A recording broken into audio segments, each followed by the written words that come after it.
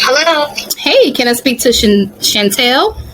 Yes, this is she. How you doing, Chantel? Nice to meet you. I'm doing well. Oh my God, it's you, Tenacity. Oh my goodness. I am so excited. You have no idea.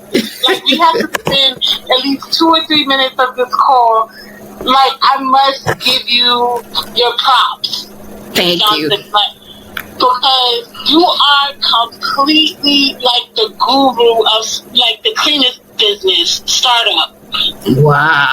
Wow, that's amazing. I really don't consider myself a guru yet, but thank you. I mean, for the most part, we have literally, my partner and I got our business started following all the stuff that you provided through YouTube and online. Wow. And Instagram. Like, we're doing really well. We're just having a little trouble in a couple of areas, and predominantly staffing, because now we're getting the contracts. Okay. But we're having issues with staffing. Okay, well, I would love to help you out with that. Before we begin our call, I just got to let you know you are on a recorded line for marketing purposes. Tell me all about what's going on with your business so I can get a more inside look at you guys. Okay, so we're running an Airbnb cleaning service business. Most of our clients are from Airbnb turnover, but we now are expanding into the residential complex areas, like the move-in, move-out cleanings. Okay. And handling like common areas of the apartment complexes. Cool. So the bulk of your work is apartment complexes now? No, the bulk of it is the Airbnb cleaning. Like, we have several clients through turnover. Okay. But because it's expanding so much, a couple of our clients have more than one property that we're covering. Okay. And we just don't have the manpower at this point. Right. How many people do you have now? I mean, 17. No, 20. We just got 2 extra clients. Oh, wow. Okay. You have 20 clients now. That is awesome. And how long you guys been in business? Since September. Wow, since September. You guys are moving pretty fast. And how many workers do you have right now? Tenacity, I don't want you to laugh. Don't laugh at us, please. It's literally just me and my partner, and we've been getting lucky, like being able to navigate ourselves with like scheduling and stuff. And wow. We have really good clients that are really flexible with like sometimes when we have to make adjustments. Right. But we've been covering it on our own for right now. Wow, that is amazing. So I take it you are full-time in your cleaning business right now, correct? Yes, I left my teaching job in September, like right after the school year ended. So the school year started, and I said I want to be full-fledged into my business. That is amazing. That's amazing. So I think you guys are doing great. Have you ever tried to outsource yet? Have you ever gave it a shot? No. So that's another thing that we wanted to touch base with you. We Okay. have no idea how to handle outsourcing or where to even attempt to try to get subcontractors. Okay, so you do want to sub it out. You already made the decision. You want to sub it out to a contractor and not go the employee route, correct? No, but we did want to check out the employee route, but we wanted to pay per project, as you suggested, rather than doing the per hour situation. Okay. So we wouldn't have to deal with the tax stuff. They would be 1099 workers, so they'll be independent and having their own business. Okay, perfect. All right, so the first thing you want to do is you want to have a description that speaks to a contractor. It's very important that you don't mix the two. A contractor understands certain language, okay. Right? So on your description, when you write it out, it should say this is a contractor position. We're looking for startup cleaning businesses, or you could just say cleaning companies that specialize in Airbnb and move in, move out cleaning. Tell them that they must have their own supplies. They must have their own insurance. They must provide their own transportation, that type of lingo to them. And then as far as compensation, you can tell them that you'll speak about that at the interview process, but when they come to the interview process, you'll let them know that how much you're paying per unit. Okay. So do you guys already have in mind what you're going to be paying your contractors? That's something that we're trying to figure out as well, because when we do the numbers as far as some of the Airbnb cleanings that we're doing, it's a bit on the lower end, because once you subcontract it out, we do have to take a percentage of what we're giving to them. So once we take our percentage out, it was a bit low. So we were just figuring out how to navigate. Okay, so this is another thing. Is the stuff that you're doing, did you bid high enough to outsource? That's another thing that we wanted to get feedback from you about. Right. So let's make sure that your pricing is correct first before you outsource, because if you have things that are like $75 and it might take 3 hours for you to do, that's not a job that you can really outsource. That's something that's going to keep you working.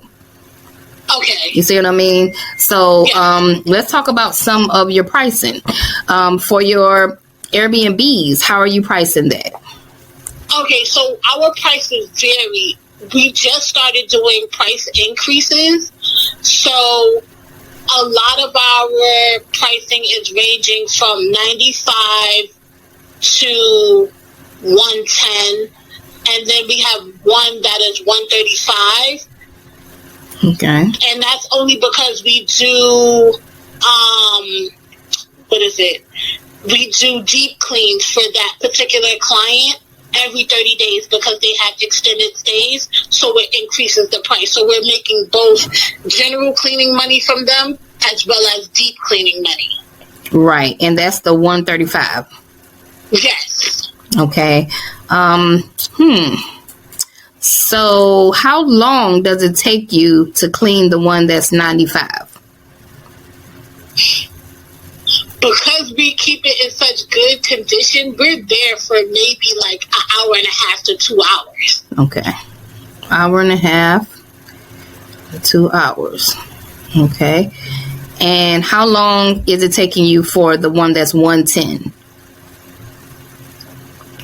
110, maybe we can put like 2.5 hours to almost 3, because that one is a bigger property. It's a 3-bedroom.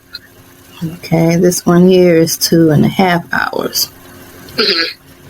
Any of these units would the contractor be able to turn the same day? Like, do you find yourself turning like one of the 95 units and the 110 in the same day?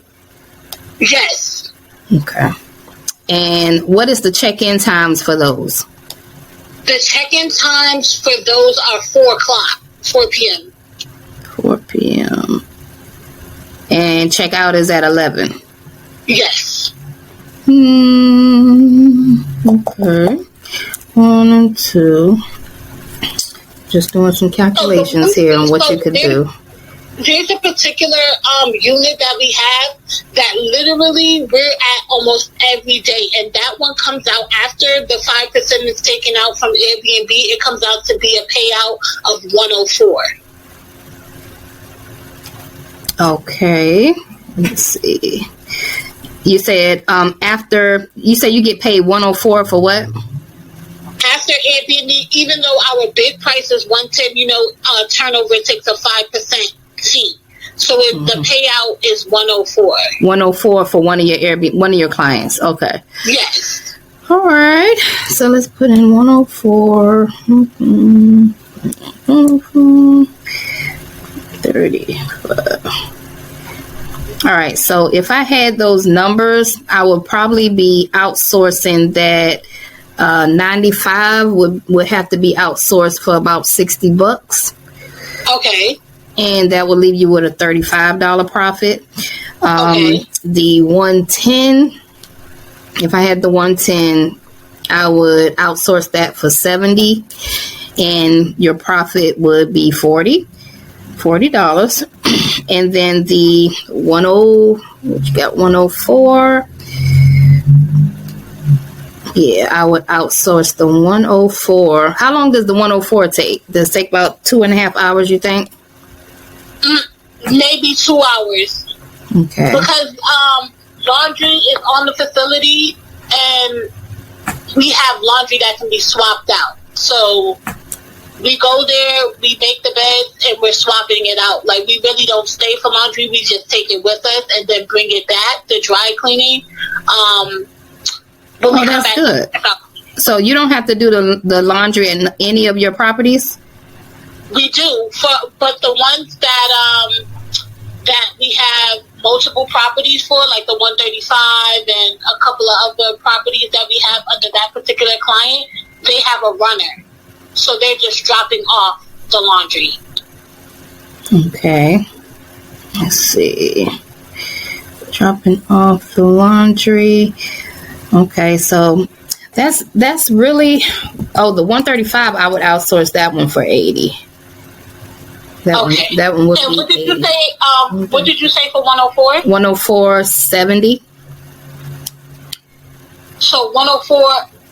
Okay, so I would, 70. I would outsource that for 70 as well. Right, because you're averaging around 2.5 hours. So I would outsource that for about 70, and you'll have a $40 profit there. The 104, outsource it for 70, you'll have a $34 profit. And then you got left the 135. You can outsource that one for 80, and that will leave you with the $55 profit. Okay. So it's not really bad. You just have to, if you're using your cleaning company all of the money now to pay all your bills with, then it's going to be a little tough for you. You know, it's going to be a little tight. But we do have other contracts that are on the table that we're in the process of getting. Actually, we went to a walkthrough today with a former property manager that we were working with. She's now at a new residential property, and she brought us onto that. So we do have extra income coming in elsewhere besides Airbnb that will be able to cover. But eventually we want to outsource those as well, you know? Right. So you're doing the right thing. You work the accounts, you learned the accounts, you got familiar with your clients. I'm sure all your clients gave you 5-star reviews.